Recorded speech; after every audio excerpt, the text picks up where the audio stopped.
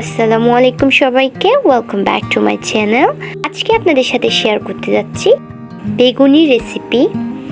বেগুনি পছন্দ করে না এমন মানুষ খুবই কমই দেখা যায়, কিন্তু বাসায় বেগুনি বানাতে গেলে অনেক সময় অনেক রকম ঝামেলা পোহাতে হয়। আজকে আপনাদের সাথে খুবই সহজভাবে বেগুনি রেসিপিটা শেয়ার করতে যাচ্ছি। তো চলুন শুরু করা যাক।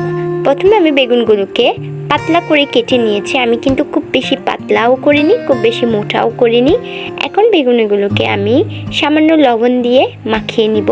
এক্ষেত্রে আপনারা হাতটা ব্যবহার করার চেষ্টা করবেন, যাতে করে সবগুলো বেগুনের মধ্যে লবণটা ভালো করে মিশে।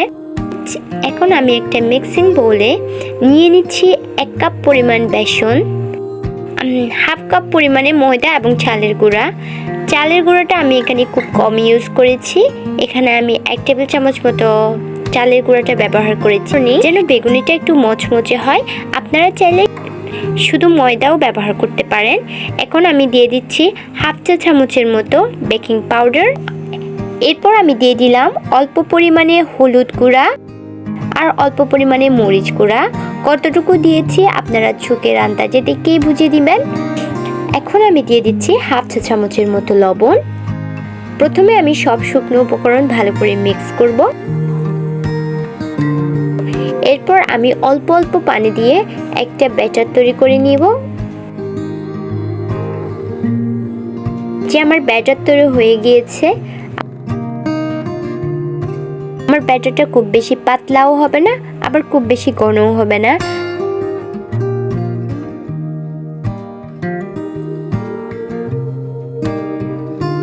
এরপর আমি দিয়ে দিচ্ছি 1 চিমটি জর্দার রং। এই জর্দার রংটা দেওয়ার কারণে আপনার বেগুনিতে খুব সুন্দর একটা কালার আসবে।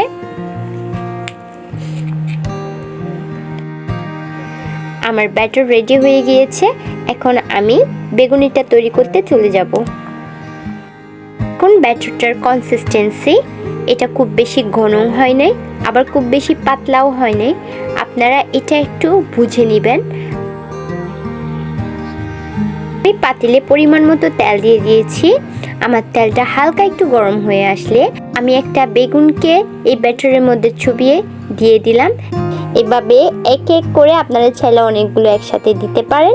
আমি একটা একটা করে প্রথমে দিয়ে পরবর্তীতে আমি সবগুলো একসাথে ভেজে নিয়েছিলাম।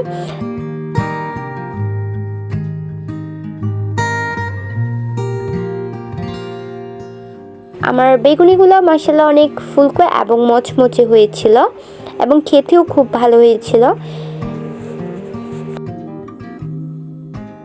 আশা করছি আমার ভিডিওটি আপনাদের ভালো লেগেছে।